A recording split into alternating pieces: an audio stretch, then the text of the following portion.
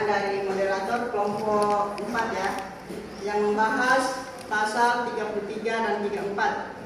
Nah, dua pasal ini kalau kita ingin melihat penerapannya, satu di bidang ekonomi, satu di bidang hak warga negara untuk mendapatkan jaminan, yaitu fakir miskin dan anak terlantar dipelihara oleh negara. Ya. Nah, pertanyaan tadi dari 3 kelompok penanya, ada yang bertanya bagaimana penerapan pasal 33 di Indonesia. Dari kelompok berapa itu tadi? Ya. Jadi kalau penerapannya kita bisa melihat kembali di pasal 33 ayat 1. Perekonomian disusun sebagai usaha bersama berdasarkan atas asas kekeluargaan. Jadi perekonomian di negara kita itu bukan dengan sistem liberal, persaingan bebas ya. Jadi pemerintah itu selalu membuat satu harga standar. Ya. Jangan sampai kita ini bersaing menjual di sini harga beras misalnya 10.000, di sininya di dekatnya menjual 8.000, sementara berasnya sama saja. Itu berarti mematikan ekonomi orang lain, ya. Itu aturannya kalau di negara kita. Tidak sama di negara liberal, terserah kamu punya modal, tapi berarti mematikan ekonomi lemah. Ya. Berbeda 500 rupiah saja, kita pindah ke ini, karena memang begitu keadaan ekonomi di Indonesia. Jadi makanya diatur berdasarkan asas kekeluargaan.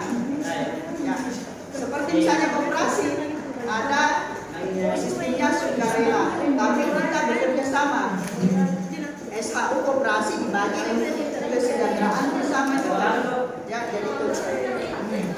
Kenapa? Jadi apalagi pertanyaan selanjutnya? Saya lihat dulu ya. Ada yang perlu kita bahas di sini dari pertanyaan Tiara kelompok 2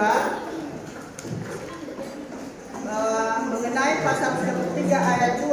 Apa saja sumber daya alam yang dikuasai oleh negara untuk kemakmuran rakyat? Ya. Jadi itu pasal 33 ayat 2. Cabang-cabang produksi yang penting bagi negara dan menguasai hajat hidup orang banyak dikuasai oleh negara. Jadi negara menguasai di sini dalam arti dikelola, bukan dikuasai untuk diambil, ya. Nah, cabang-cabang produksi apa yang dikuasai oleh negara, ya. Misalnya itu PLN menjadi badan usaha milik negara. Untuk apa PLN dikuasai oleh negara? Supaya itu bisa dikelola, disebar ke masyarakat. Bagaimana misalnya kalau tidak ada, kemudian pertambangan, ada juga taman purbakala. Taman purbakala itu kalau ada temuan-temuan ya, ada yang melakukan benda-benda yang bersejarah, makanya itu diambil, dibuatkan museum oleh negara. Ya. Begitu juga hasil bumi negara kita, ada pertambangan, ada perikanan. Jangan sampai kapal asing itu masuk di wilayah kita. Jadi harus dikelola oleh negara. Ya. Tentara kelautan itu menguasai perbatasan. Jangan sampai ada kapal asing, pesawat asing yang masuk. Itu semua karena kekayaan alam Indonesia itu diincar.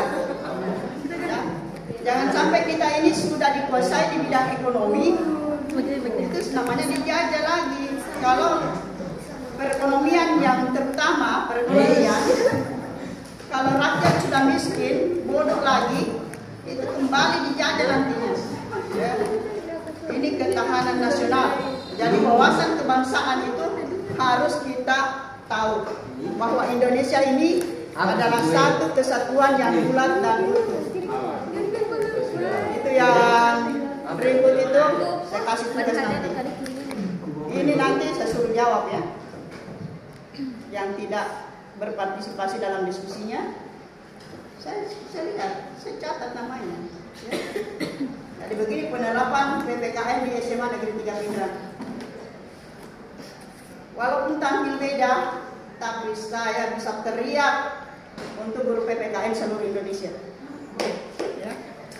Insya Allah saya di bidang pendidikan dan pelatihan untuk Asosiasi Profesi Guru PPKN seluruh Indonesia DPW Sulawesi Selatan. Ya. Jadi saya ingin supaya teman-teman PPKN guru pendidikan Pancasila berkolaborasi dengan saya. Ya. Ini boleh videonya nanti saya sebar. Oke? Ya. Terima kasih. Masih ada pertanyaan yang lain? Yang belum terjawab?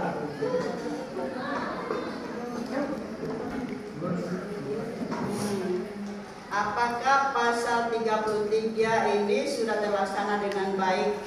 Walaupun misalnya sudah uji materi, itu diundang-undangkan, ya. Bahkan kita di perguruan tinggi belajar hukum dagang, belajar hukum perburuhan, itu semua kan menyangkut masalah ekonomi. Tapi apakah aturan itu terlaksana sesuai dengan apa yang sudah dituliskan? Tidak bisa kan? Apakah semua aturan yang sudah kita tuliskan itu terlaksana sesuai dengan apa yang sudah ditulis? Tidak. Aturannya bagus, tapi yang bagaimana pelaksananya yang karakter, mindset itu berbeda-beda. Dana negara dikucurkan ke provinsi, kemudian provinsi mengucurkan ke kabupaten, kabupaten ke kecamatan, desa. Ya, subsidi pemerintah banyak, tapi pengelola dana itu yang kadang korupsi.